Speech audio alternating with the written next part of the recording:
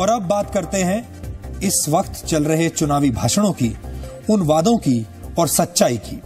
इस चुनाव में या तो बयानों की नेगेटिव बॉलिंग हो रही है या फिर मामला पर्सनल होता जा रहा है। मुद्दों की बात नेताओं के बयानों में कहीं नजर नहीं आती, नेताओं के भाषणों में कहीं नजर नहीं आती। आपको कुछ ऐसे आंकड़े दिखाते हैं जो सुपर पावर बनने जा रहे हमारे इस देश का सच दिखाते हैं। और यह बात हम आपको इसलिए कह रहे हैं क्योंकि कल वर्ल्ड टॉयलेट डे था। कल नरेंद्र मोदी ने भी चुनाव प्रचार किया और राहुल गांधी ने भी चुनाव प्रचार किया, लेकिन इस देश की सच्चाई उनके किसी भाषण में नजर नहीं आई। उनके भाषणों को अगर आप ध्यान से सुने और देखें तो उसमें ऐसा लगता है कि सिर्फ व्यक्तिगत बातें हो रही हैं और व्यक्तिगत आरोप लगाए जा रहे हैं। अब इस रिपोर्ट पर नजर डालिए। वर्ल्ड बैंक की रिपोर्ट के मुताबिक 53% भारतीय परिवार आज भी खुले में शौच करते हैं, यानी करीब 60 करोड़ भारतीयों के पास टॉयलेट की सुविधा है ही नहीं।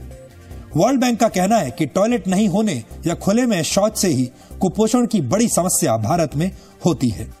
दुनिया भर में 2 अरब 50 करोड़ लोगों के पास टॉयलेट की सुविधा नहीं है। और अभी कुछ वक्त पहले देश में टेंपल और टॉयलेट में किसकी जरूरत ज्यादा है, इसे लेकर बड़ी बहस हुई थी। हमने जी न्यूज पर इस बहस को मुहिम की तरह चलाया था, लेकिन ऐसे बुनियादी मुद्दे नेताओं की गैर जरूरी बयानबाजी में कहीं पर दब जाते हैं। और आपने देखा होगा कि किसी भी नेता के भाषण में आपको इस तरह के मुद्दे सुनने को, देखने को नहीं मिलते। और आज से ठीक 25 साल पहले हैरिस शील्ड ट्रॉफी ने देश को सचिन तेंदुलकर दिया था। किस्मत का खेल देखिए, सचिन की विदाई के ठीक 4 दिन बाद उसी हैरिस शील्ड ट्रॉफी ने देश को दूसरे सचिन के दर्शन भी करा दिए हैं। देश के इस नए सचिन का नाम है पृथ्वी शॉ। पृथ्वी सिर्फ 15 साल के हैं, लेकिन छोटी सी उम्र में पृथ्वी ने एक बड़े कारनामे को अंजाम दिया है, और वो भी ऐसा जिसे खुद सचिन भी अंजाम नहीं दे पाए थे जब वो स्कूल में क्रिकेट खेलते थे। क्रिकेट के इस नए सचिन ने स्कूली क्रिकेट में 546 रन की पारी खेली है। भारतीय क्रिकेट के इतिहास में यह सबसे बड़ा इंडिविजुअल स्कोर है। पृथ्वी ने अपनी इनिंग की शुरुआत मंगलवार को की थी। पहले दिन वो 166 गेंदों पर 257 रन बनाकर नॉट आउट रहे, जबकि दूसरे दिन पृथ्वी ने अपने स्कोर में 289 रन और जोड़े। पृथ्वी ने 85 चौकों और 5 छक्कों की मदद से 546 रन बनाए। और आपको बता दें कि सचिन ने हैरिस शील्ड ट्रॉफी में 326 रन की पारी खेली थी, जबकि पृथ्वी ने सचिन के मुकाबले 220 रन ज्यादा बनाए हैं।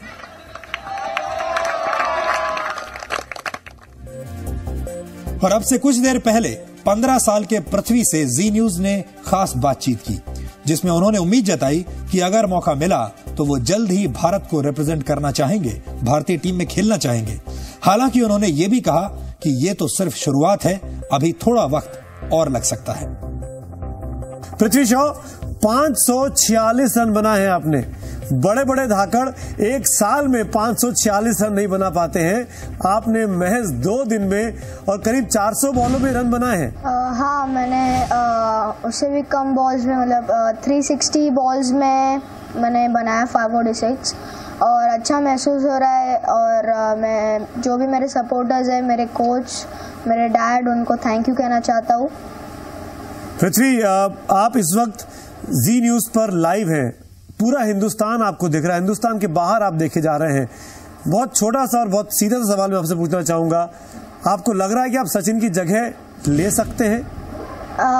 अभी उतना दूर की मैं सोच नहीं पाऊंगा, बिकॉज इंडिया खेलना अभी बहुत दूर की बात है।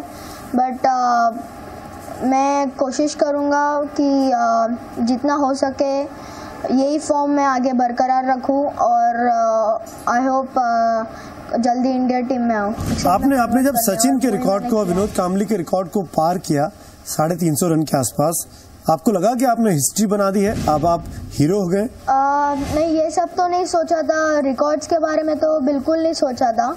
बट खाली यही दिमाग में था कि पूरा खेलने का है मुझे। और हमारे कोच ने भी, जैसे पहले मैंने कहा, बोला था कि पूरा नॉट आउट आना है, बट मैं आउट हो गया था। बट फिर भी ठीक है। आपके फेवरेट पोजीशन क्या है? क्योंकि सचिन को हमने देखा, सचिन से हम आपकी तुलना भी बार बार कर रहे हैं। मैं ये दुआ करूंगा कि ये चीज आपके दिमाग में बैठे नहीं। अभी आपको बहुत कुछ सीखना है, परफॉर्म करना है। लेकिन आपकी फेवरेट पोजीशन क्या बैटिंग करने की? ओपन करना चाहते हैं 1 डाउन, 2 डाउन, 3 डाउन? मैं ओपन करना प्रेफर करता हूँ। तो ये दिक्कत नहीं होती है पढ़ाई और खेल में बैलेंस बनाने की? क्योंकि अब 9th में, अगले साल आपका 10th भी आने वाला है। फिर दोनों पे फोकस होगा, क्योंकि मैं क्रिकेट को भी डाउन नहीं कर सकता और जिस फॉर्म में हूँ वही फॉर्म में मुझे चलने का है। और बहुत मेन इम्पोर्टेंट मैचेस भी आने वाले हैं, 16 के स्टेट मैच, तो आई थिंक दोनों बैलेंस करना पड़ेगा। सचिन तेंदुलकर से मिलना चाहेंगे? आपके फेवरेट खिलाड़ी शायद वही है। हाँ जरूर। आप चाहेंगे उस जगह को आप ले जो इंडियन टीम में खाली हुई है? धोनी आपसे मुलाकात करें, आपको सिलेक्ट करें, क्या वो चाहेंगे दिन जल्दी आए? नहीं, ऐसा कुछ नहीं। अभी इंडिया के लिए बहुत टाइम है और लॉन्ग जर्नी है, तो मुझे स्टेप बाय स्टेप चढ़ना होगा।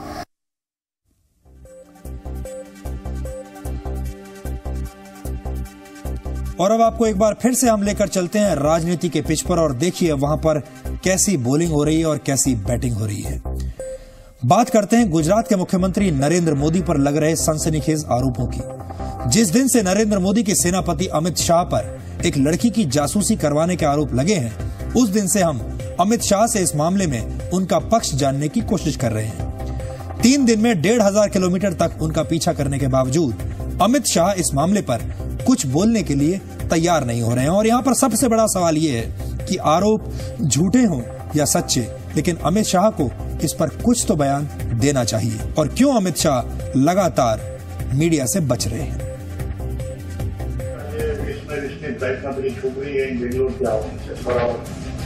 ये साहिब कौन है?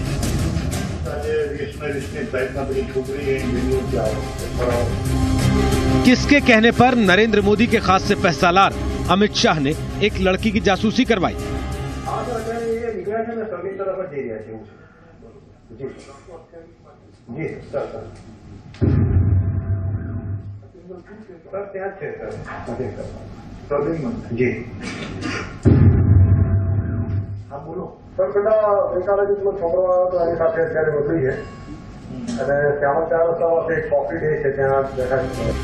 जासूसी कांड के खुलासे के बाद सवाल उठा कि अमित शाह के साहिब कौन है?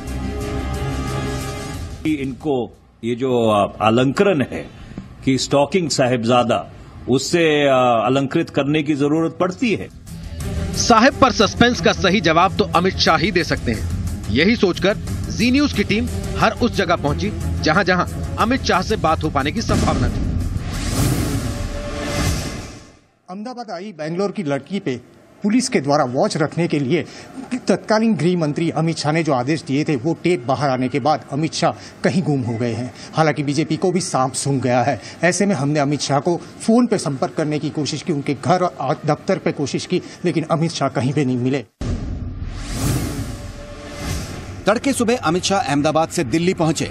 किसी को कोई खबर नहीं थी, लेकिन जी मीडिया को खबर लगी और जी मीडिया ने उनसे कांटेक्ट करने की कोशिश की। अमित शाह थोड़ी ही देर के लिए दिल्ली रुके और महज कुछ लोगों से मुलाकात करने के बाद सीधे आगरा रवाना हो गए। मीडिया ने उनसे बात करने की कोशिश की, लेकिन उन्होंने किसी से कोई बात नहीं की। अहमदाबाद से दिल्ली और दिल्ली से आगरा, अमित शाह आगे आगे और जी न्यूज पीछे पीछे। फोन टैपिंग मामले पर अमित शाह आगरा में भी सवालों से बचते नजर आए। दोपहर 12 बजे दिल्ली से जैसे ही अमित शाह आगरा के इस होटल में पहुंचे, जी मीडिया ने सीधे सवाल पूछा, क्या इस टैपिंग से आपका कोई संबंध है? सुनते ही अमित शाह ने चुप्पी साध। 1500 किलोमीटर के सफर के बाद हमें उम्मीद हुई कि शायद अमित शाह कुछ बोल दे, पर कैमरा देखते ही अमित शाह ने जैसे जुबान सिल ली। हमें लगा कि शायद उन्हें सवाल समझ ना आया हो, लिहाजा हमने सवाल दोबारा पूछ लिया। अमित शाह फिर भी कुछ नहीं बोले, बार बार पूछने पर भी नहीं बोले। अमित शाह मोदी की रैली के मैदान का जायजा ले रहे थे। उनके साथ लोकल नेताओं की भीड़ भी थी। कैमरे भी आगे पीछे घूम रहे थे, लेकिन अमित शाह की जुबान से कुछ नहीं निकला। अमित शाह भले ही चुप थे, लेकिन उनका चेहरा बहुत कुछ कह रहा था। जब वो मीडिया के सवालों से बचते हुए तेजी से अपनी कार की तरफ जा रहे थे, तो एक बार फिर उनकी तरफ किसी ने वही सवाल उछाला। अमित शाह तो नहीं बोले, लेकिन उनके साथ चल रही कार्यकर्ताओं की फौज में से आई एक आवाज ने सब साफ कर दिया। अमित शाह कार में बैठ गए। तब उनसे फोन रिकॉर्डिंग वाले खुलासे पर हमने उनका रिएक्शन जानने की आखिरी कोशिश की, लेकिन मोदी के सेनापति का मुंह बंद ही रहा। पर यह खामोशी अपने पीछे कई और सवाल छोड़ गई। किसके कहने पर नरेंद्र मोदी के खास अमित शाह ने एक लड़की की जासूसी करवाई? और अब आपको बताते हैं कि दरअसल जासूसी का यह पूरा मामला है क्या। Investigative news website cobra post और गुलेल ने कुछ दिन पहले इस जासूसी कांड का खुलासा किया था, जिसमें कथित रूप से फोन कॉल रिकॉर्ड्स के आधार पर आरोप लगाया गया कि 2009 में जब अमित शाह गुजरात के गृह राज्य मंत्री थे, तब उन्होंने पुलिस अधिकारियों से अहमदाबाद में बेंगलुरु की एक लड़की की गैर कानूनी तरीके से जासूसी करवाई थी। और उस लड़की का पीछा इसलिए करवाया गया क्योंकि अमित शाह के साहिब ऐसा चाहते थे। लेकिन ये साहिब कौन थे, इस बात के बारे में अभी तक सभी ने चुप्पी साध रखी है। अमित शाह इस पर कुछ भी कहने से परहेज कर रहे हैं, लेकिन नरेंद्र मोदी के विरोधियों को इस पर कुछ भी कहने में परहेज नहीं है, लिहाजा वो इसका पूरा आनंद ले रहे हैं। और अगर खुफिया तरीके से पीछा करवाया गया है और अवैध तरीके से टेलीफोन टैप किए गए हैं, तो भारत के फौजदारी के कानून के अनुसार वो एक अपराध है। फिर उसको दंडित करना कानून के हिसाब से या कानून के अनुसार एक संवैधानिक फर्ज बन जाता है। फोन टैपिंग या स्टिंग ऑपरेशन या जासूसी, इसका एक्सपर्टीज हम लोगों के पास नहीं, इसका एक्सपर्टीज तो कहीं और है। It is a crime, it is a offence, तो उसकी पूरी जांच होनी चाहिए, क्योंकि उसमें एक धमकी दी गई है कि एक अफसर को जेल में बंद करना है और बाद में उसको बंद भी कर दिया गया, प्रदीप शर्मा को, और टेलीफोन टैपिंग हुआ है। इसलिए ये सभी जांच, पूरे मामले की जांच सुप्रीम कोर्ट की सुपरविजन में एसआईटी या सीबीआई से करवानी चाहिए। मैं समझता हूं कि जिस लड़की की स्नूपिंग की बात की जा रही है, उस लड़की के फादर ने ही पत्र लिखा है और उस पत्र को उसने पब्लिक किया है, और पब्लिक करने के बाद कुछ कहने के लिए शेष नहीं बचता है। और लड़की की जासूसी करवाने के मामले में राजनीतिक बयानबाजी के बीच आज राष्ट्रीय महिला आयोग ने केंद्रीय गृह मंत्री सुशील कुमार शिंदे को एक पत्र लिखा है। इस पत्र में महिला आयोग की तरफ से मांग की गई है कि इस पूरे मामले की निष्पक्ष जांच की जानी चाहिए। जासूसी का जो कि मामला हो रहा है, उसकी जो पर्सनल प्राइवेट मूवमेंट है उसको ट्रैक किया जा रहा है, उसके फोन कॉल्स को tapping of the phone calls हो रहा है, सर्विलेंस किया जा रहा है। तो ये एक प्राइवेसी जो है, हर एक सिटीजन की प्राइवेसी है, उसको इस तरह से करना ठीक है कि क्या, इसका स्पष्टीकरण जो है वो मंत्रालय होम मिनिस्टर दे, इस तरह की रिक्वेस्ट की गई है। मे बी 48 आवर्स और अ लिटिल मोर टाइम देख लेते किस तरह से, लेकिन जल्द से जल्द इसका जवाब हम अपेक्षा करेंगे। सचिन रिटायर हुए तो पूरा देश रोया, खुद सचिन की आंखों में भी आंसू आए, लेकिन एक शख्स ऐसा भी है जिसके आंसू सचिन की रिटायरमेंट के 4 दिन बाद भी रुक नहीं रहे हैं, और ये इमोशनल अत्याचार है कभी सचिन के बेहद करीबी दोस्त रहे विनोद कांबली का। तो आज हम आपको विनोद कांबली का इमोशनल अत्याचार भी दिखाएंगे और उनका ड्रामा भी दिखाएंगे। कांबली सचिन के रिटायरमेंट से तो दुखी हैं, लेकिन उन्हें ज्यादा दुख इस बात का है कि सचिन ने ना तो अपनी फेयरवेल स्पीच में उनका नाम लिया और ना ही रिटायरमेंट पार्टी में उन्हें बुलाया, जिसको कि थैंक यू पार्टी का भी नाम दिया गया था। कांबली की मानसिक स्थिति इस बात से समझी जा सकती है कि इन दिनों अगर कोई भी उनको फोन मिलाता है उनके मोबाइल फोन पर, तो उसे एक कॉलर ट्यून सुनने को मिलती है और उस गाने के बोल हैं, दोस्त दोस्त ना रहा, प्यार प्यार ना रहा। हमारे संवाददाता राकेश त्रिवेदी ने विनोद कांबली से इस बारे में खास बातचीत की और जानने की कोशिश की कि उनके दिल का दर्द कैसा है। बहुत ही दुख हुआ, क्योंकि अगर आप देखोगे तो जिस तरह से उनका फेयरवेल हुआ और फेयरवेल स्पीच दिया, तो उन्होंने सबका धन्यवाद किया, टीममेट्स का धन्यवाद किया, अपनी फैमिली का धन्यवाद किया, सभी लोगों का उन्होंने धन्यवाद दिया, लेकिन एक बंदे को मुझे लगता है कि वो भूल गया, जो कि मैं था। मैं एक्सपेक्ट कर रहा था जब भी जो फेयरवेल स्पीच दे रहे थे तो मैं टीवी के सामने ही बैठा था और जिस तरह से उन्होंने धन्यवाद दिया सबका, तो एकदम मैं तो सरप्राइज हो गया कि भाई विनोद मेरा नाम क्यों नहीं लिया, क्योंकि उसका मैं कहूँगा कि ज़िंदगी का एक हिस्सा हूँ मैं। सरप्राइज मुझे बहुत सुबह सरप्राइज हुआ और बहुत इनफैक्ट दुख हुआ मुझे,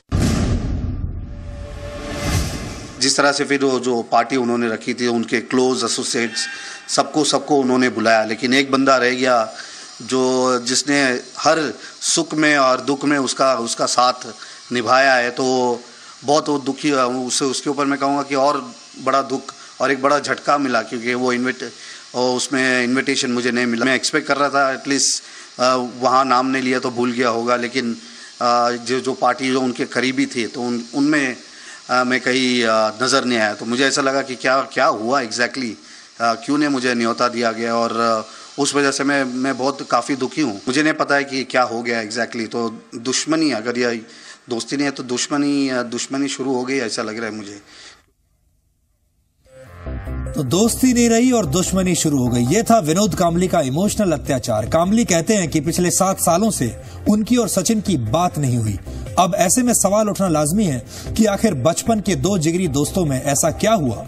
कांबली को यह नहीं पता कि सचिन क्यों उनसे बात नहीं करना चाहते, लेकिन हमारे पास उन्हें दिखाने के लिए कुछ ऐसा है जो सचिन की नाराजगी की वजह साफ कर देगा।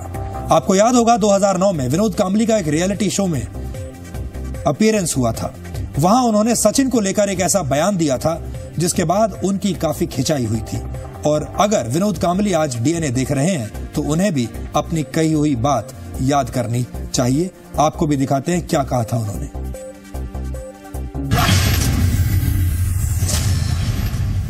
क्या लगता है, सच बोलने की कीमत चुकानी पड़ती है कई बार?